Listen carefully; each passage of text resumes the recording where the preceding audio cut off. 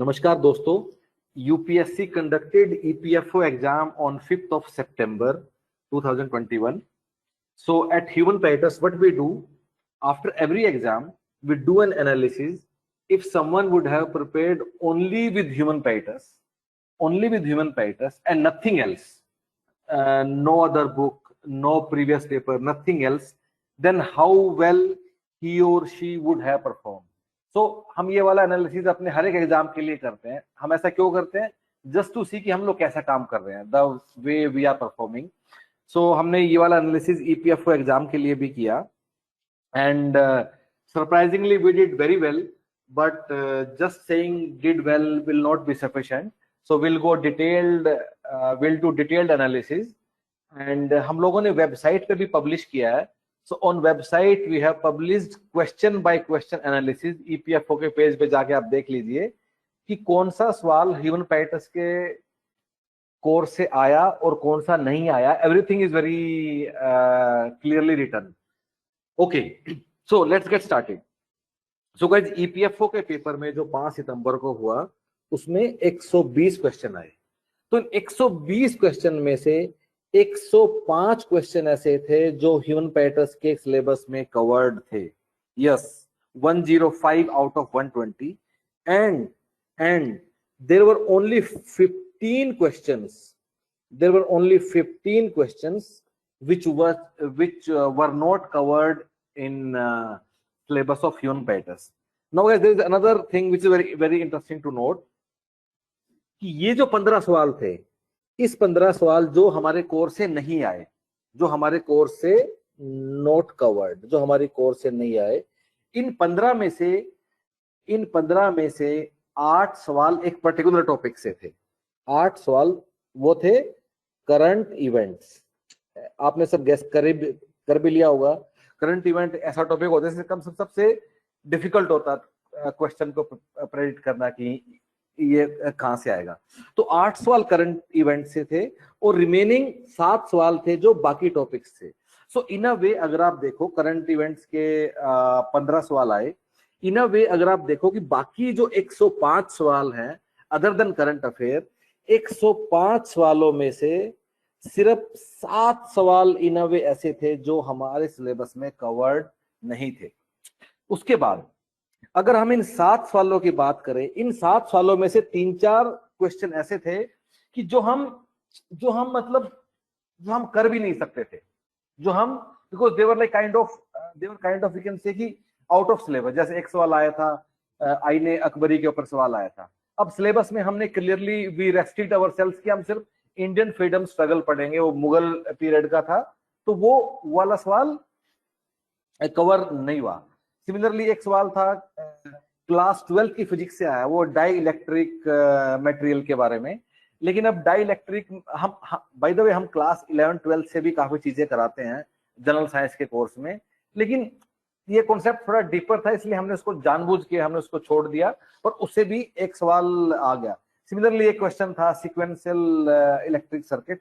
सो इन अ वे देखिए इन 7 सवालों में से भी सिर्फ 3 या 4 सवाल ऐसे थे, यस गाइज, सिर्फ 3 या 4 सवाल ऐसे थे 120 में से जो कि हमें कवर करने चाहिए थे लेकिन हमने नहीं किए।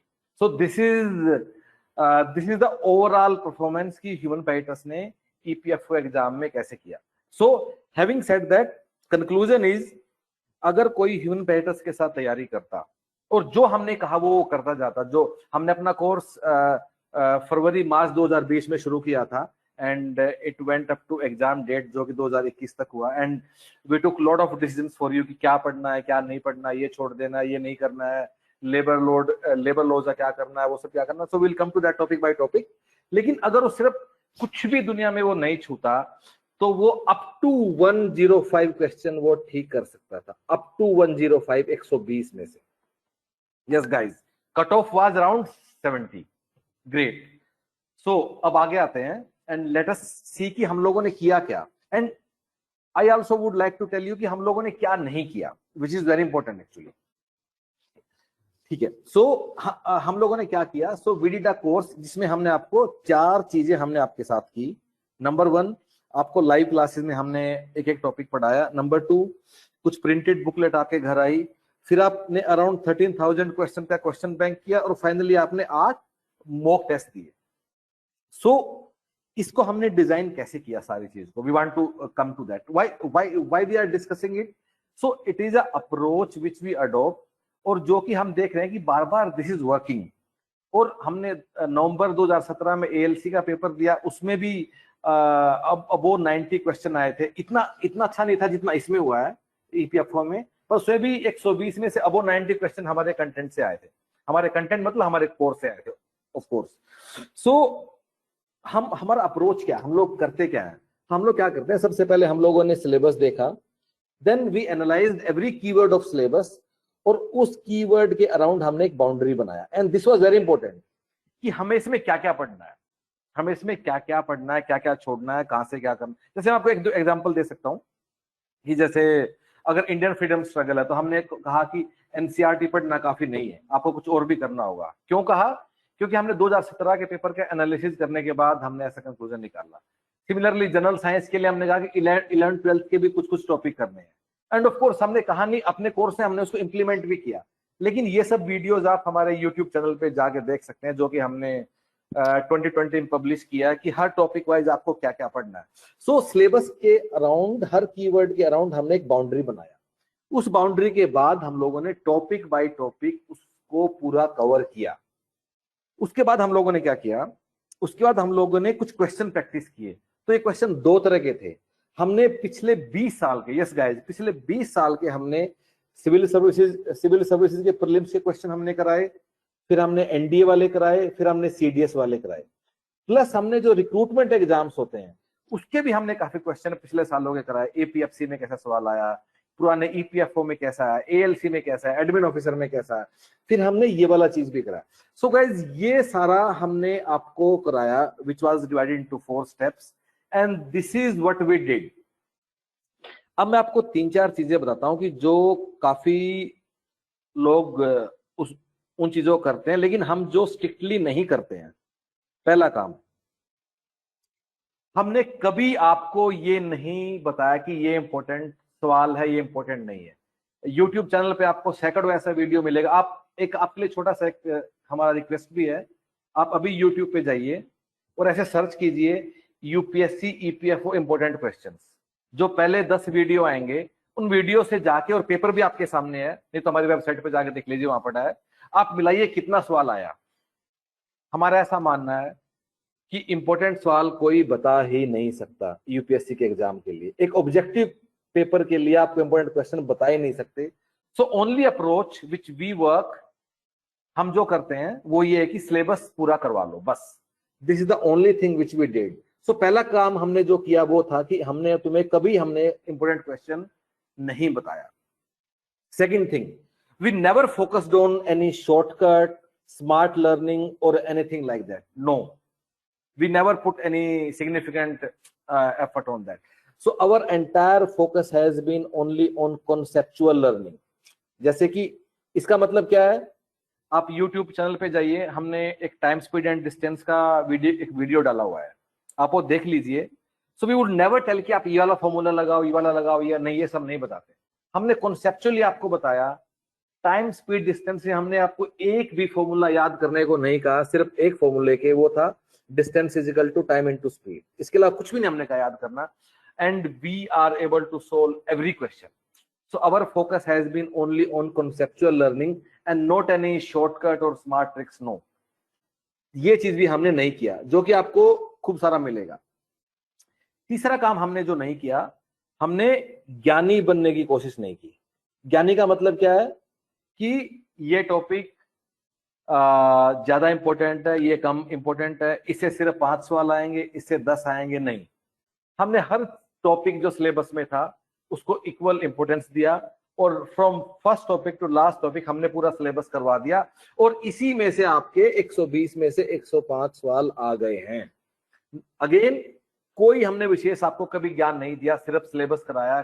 कोई ज्ञान, कोई स्मार्टनेस, कुछ भी हम लोगों ने ऐसा काम नहीं किया। So guys, this is what we did. This is what our approach was. इस वाली अप्रोच ने 2017 में एएलसी में काम किया, इस वाली अप्रोच ने 2021 में ईपीएफओ में काम किया, और हमारा ऐसा मानना है कि ये सिंपल ट्रेडिशनल अप्रोच जो आगे ESIC का एग्जाम होने वाला है उसमें भी काम करेगी, और इसके बाद सुनने में आया कि APFC का एग्जाम आने वाला है, ALC का एग्जाम आने वाला है, इसमें भी यही अप्रोच काम करेगी। अगर आप मेहनत करने को तैयार हो तो आपको इन सब चीजों को करने का कोई जरूरत नहीं है। YouTube से पढ़ाई करना बंद कर दीजिए, YouTube से इंपोर्टेंट क्वेश्चन ढूंढना बंद कर दीजिए। Stick to syllabus, cover the syllabus. अपनी किताब लाइए, किताब नहीं ला सकते तो प्रिंट आउट लीजिए, बैठिए, अंडरलाइन कीजिए, हाईलाइट कीजिए, और जो ट्रेडिशनल पढ़ाई करने का मेथड है उससे कीजिए। आसान करने के तरीके ढूंढना बंद कर दीजिए, ठीक है। अगली चीज पे आते हैं, टॉपिक बाय टॉपिक हम लोग देख लेते हैं कि हमने किस टॉपिक के लिए क्या किया और उसमें हम लोगों ने क्या किया। इंडियन पॉलिटी के 5 सवाल आए थे, 5 के 5 हमारे सिलेबस में कवर्ड है। भाई साहब ये सब आप वेबसाइट पे जाके देख लीजिए कौन सा क्वेश्चन कवर्ड है, कौन सा कहाँ कवर्ड है। 5 के 5 क्वेश्चन कवर्ड है। हमने आपको एक छोटा सा 150 पेज का बुकलेट दिया है, आपको 600 पेजेस की या 800 पेजेस की ट्रेडिशनल बुक्स पढ़ने का कोई नीड नहीं था, और आपने शायद पढ़ा भी नहीं होगा अगर आप हमारे साथ जुड़े हैं। और 5 के 5 सवाल हमारे कवर हुए, जो कि 5 इंडियन पॉलिटी के सवाल आए। अगले टॉपिक पे आ जाते हैं, सो 5x5। ओके, नेक्स्ट पे आ जाते हैं। नेक्स्ट है labour laws, IR, labour laws and IR। So again इसमें 10 सवाल आए थे, इसमें से हमने 9 कवर किए। एक सवाल ऐसा था जो हम नहीं सोच पाए और जो कि हमारे सिलेबस में कवर्ड नहीं था। नेक्स्ट पे आते हैं, Indian freedom struggle. Again guys, Indian freedom struggle भी एक करंट अफेयर की तरह एक वास्ट सिलेबस वाला एरिया है। बड़ा ही मुश्किल होता है गैस करना कि कहां से सवाल आएगा। सरप्राइजिंगली हमने इतना अच्छा, हम भी नहीं खुद गैस कर रहे थे। इसमें हमारे 15 में से 13 सवाल हमारे सिलेबस में कवर्ड हैं। सिर्फ 2 सवाल नहीं आए, उस 2 में से भी एक सवाल था जो कि मुगल पीरियड का आईने अकबरी के ऊपर था, वो शायद हम कर भी नहीं पाते क्योंकि सिलेबस इंडियन फ्रीडम स्ट्रगल है, तो हम उसको शायद कर भी नहीं पाते। उसके अलावा एक और सवाल है जो कि हमें इंक्लूड करना चाहिए था लेकिन वो नहीं हुआ। आगे बढ़ते हैं, mathematical aptitude and reasoning. Of course इसका हम सवाल तो आपको नहीं बता सकते कभी भी कितना आए, लेकिन 15 के 15 सवालों को करने के लिए जो आपको कैपेबिलिटी चाहिए और जो उसको पढ़ाने का तरीका है, तभी हमने क्लास में किया। कोई भी ऐसा सवाल नहीं है जो जिसका सिमिलर सवाल क्लास में डिस्कस नहीं हुआ है। और मैं ऐसा नहीं बोल रहा हूं कि बिल्कुल जो रिमोटली कनेक्टेड है, इट्स वेरी क्लियरली कनेक्टेड, कि अगर आपने वो सवाल हमारी क्लास में समझ लिया तो आपको सवाल 100% ठीक होना चाहिए। अगले टॉपिक पे आते हैं, Indian economy and development. Again हमने आपको एक बड़ा अच्छा बुक बना के दिया था इंडियन इकोनॉमी एंड डेवलपमेंट का, और इंडियन इकोनॉमी के 5 सवाल आए, 5 के 5 हमारे सिलेबस में से कवर्ड थे। आगे बढ़ते हैं, general science. So guys, general science पे अगेन अब आपने देख भी लिया होगा, हम लोग चीख के लोगों को बोल रहे थे कि 11th 12th का भी आपको करना है। काफी लोगों को परसेप्शन था कि सिर्फ 10th तक का काफी है। सो गाइस, जनरल साइंस में क्या हुआ कि हमारे 15 सवाल आए, 15 में से 12 हमारे सिलेबस में कवर्ड थे। अच्छा, 12 में से बाय द वे 3 सवाल जो नहीं कवर्ड थे, उसमें एक सवाल था डाइलेक्ट्रिक मटेरियल का। अगेन वो 12th की फिजिक्स है। अब गाइस हम लोगों ने काफी डिसीजन मेकिंग किया है कि हम 11th 12th में से, अब पूरा 11th 12th का आपको करने को नहीं बोल सकते, राइट? दैट इज लाइक कि आपको IIT या कोचिंग दे रहे हैं, तो उसमें हमने डिसीजन लिया कि हम ये छोड़ते हैं, ये रखते हैं। तो मोर और लेस उस अप्रोच ने काम किया। एक सवाल जो डाइलेक्ट्रिक वाला था, डाइलेक्ट्रिक मटेरियल को अगर हम एक्सटर्नल इलेक्ट्रिक फील्ड में प्लेस करेंगे तो क्या होगा, तो ये वाला भी हमने इंक्लूड नहीं किया, इसलिए हम लोग नहीं कर पाए। उसके अलावा 2 सवाल और हैं जो कि हमारे में हम इंक्लूड करने चाहिए थे लेकिन वो नहीं हुए। तो जनरल साइंस से 15 में से 12 सवाल आए। अकाउंटिंग प्रिंसिपल्स, ये एनीवे ये सब तो हमारे खून में बहता है, तो इसमें तो बड़ा ही कम चांस था कि इससे बाहर कुछ आएगा। 10 सवाल आए, 10 के 10 सवाल आए, 10 के 10 हमारे कंटेंट में कवर्ड थे। अच्छा, अकाउंटिंग में एक और इंटरेस्टिंग बात हुई कि पिछली बार जो 2017 में पेपर हुआ, उसमें जो सवाल आए वो CA लेवल के थे, और CA में भी 3 लेवल होते हैं अगर आपने देखा होगा। पहले एक फाउंडेशन होता है, फिर एक इंटरमीडिएट होता है, एक एडवांस या फाइनल लेवल होता है। तो पिछली बार इंटरमीडिएट लेवल के भी सवाल थे, ब्रांच अकाउंटिंग के सवाल थे। तो हम लोगों ने क्या किया, हम लोगों ने आपको अकाउंटिंग पढ़ाया और थोड़ा ज्यादा अकाउंटिंग पढ़ा दिया। इंसिडेंटली आपको जो एक्चुअल सवाल आया वो 11th 12th के थे, लेकिन पिछली बार पेपर में EPFO के ही हायर लेवल के क्वेश्चन भी थे। अगेन हमारा अप्रोच जैसा था आपने शायद कुछ ज्यादा ही पढ़ लिया, लेकिन कोई बात नहीं, दैट डजंट किल यू। अगर आपने हमारे साथ काम किया, हमारे साथ आपने पढ़ाई की, तो 10 के 10 सवाल आपके काउंटिंग के ठीक होने चाहिए। इंग्लिश लैंग्वेज पे आते हैं। इंग्लिश लैंग्वेज में दो तरह की चीजें होती हैं, एक थोड़ा वोकैब बेस्ड होता है और एक दूसरा जिसमें ग्रामेटिकल एरर ढूंढना या वो सब चीजें, ये दो तरह के सवाल मोटा मोटा बनता है। तो vocab anyway we don't teach you because we believe कि we can't teach you any vocabs, आपको एवरीडे लाइफ में प्रैक्टिस करके करना पड़ता है।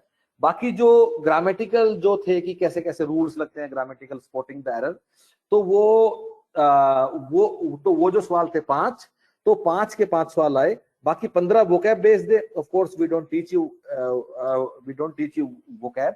सो 5 के 5 सवाल इंग्लिश लैंग्वेज के हमारे में से, जो हमने आपको बुक दी थी पतली सी, उसमें से कवर्ड हैं। आगे बढ़ते हैं। करंट इवेंट्स, यस, सबसे मुश्किल area. So guys, current event में सबसे डिफिकल्ट होता है सवाल को गैस करना। तो करंट इवेंट के 15 सवाल अब की बार पेपर में आए। 15 में से 8 नोट कवर्ड थे और 7 कवर्ड थे। Yes guys, again we would consider that this is a very good targeted coverage.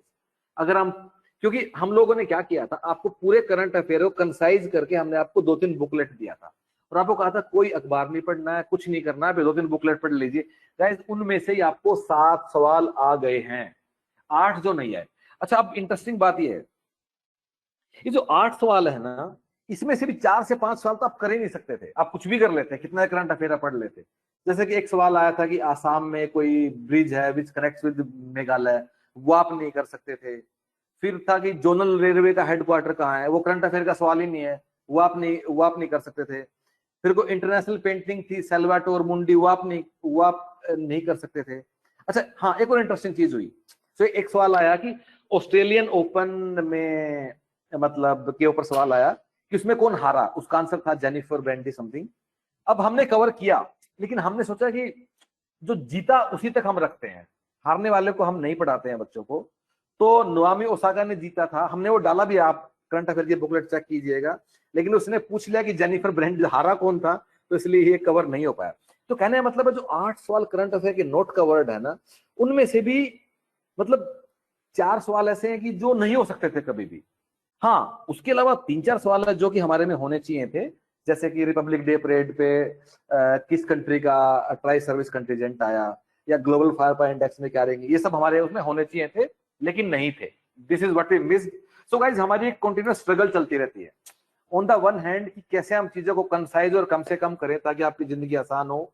On the other hand हमें डर भी लगा रहता है कि कहीं ऐसे वाले सवाल तो नहीं आ जाए। So it's a trade off through which we keep going on, कि कंसाइज करें और मैक्सिमम कवरेज भी दें। So this was about current events. और last topic computer knowledge. So computer knowledge आपके 10 सवाल आए और 10 में से 9 हमारे कंटेंट में कवर्ड थे। जो 10वां कवर्ड नहीं था वो भी it was on a sequential electric circuit पे कोई सवाल आया। जनरली हम कंप्यूटर में नहीं पढ़ते हैं, वो थोड़ा इलेक्ट्रिकल साइड में चला जाता है, इलेक्ट्रिकल इंजीनियरिंग साइड में। So guys, this is the topic wise performance. लेकिन आप लोग मेरी बात ऐसे मत मानिएगा कि 8 आए, 9 आए, 10 आए, क्योंकि हमने इस वीडियो में हमने बता दिया। वेबसाइट पे जाइए, एक एक सवाल देखिए, उसको चेक कीजिए कि कौन सा सवाल आया, कौन सा नहीं आया। ह्यूमन पैराडाइस के साथ मल्टीपल ऑफ 100 स्टूडेंट जुड़े थे all over India for this course. I am sure they can also come back to us. अगर आपको किसी भी सवाल पे आपको आर्गू करना है, कुछ करना है, नीचे कमेंट में लिखिए, हम उसका जवाब देंगे। we will not delete the comment as long as you are not writing anything nonsense. So guys, all the best। हमारी आगे आने वाले एग्जाम्स हैं, जो कि अभी ESIC अभी आया हुआ है। इसके बाद APFC, उसके बाद ALC भी आने का संभावना, ये दोनों एग्जाम आने वाले हैं। हालांकि यूट्यूब पे काफी लोग ज्ञान भी दे रहे हैं कि ये पक्का आएंगे, पक्का कोई नहीं बता सकता गाइज। अपना दिमाग जरूर यूज कीजिएगा। आ सकता है कभी भी, कल भी आ सकता है, 10 महीने बाद भी आ सकता है, 1.5 साल बाद भी आ सकता है, ठीक है। तो इन सारे एग्जाम्स के लिए हमारी आपकी सलाह क्या है, अगर कोई भी आपको ऐसी बात बताता है ना कि मैं आपको कुछ बता रहा हूं जिससे आपका आसान हो जाएगा, आप वो बात मत सुनिए। सिर्फ मेहनत करके एग्जाम पास होता है, मेहनत कीजिए, सिलेबस पूरा कीजिए। Thank you so much.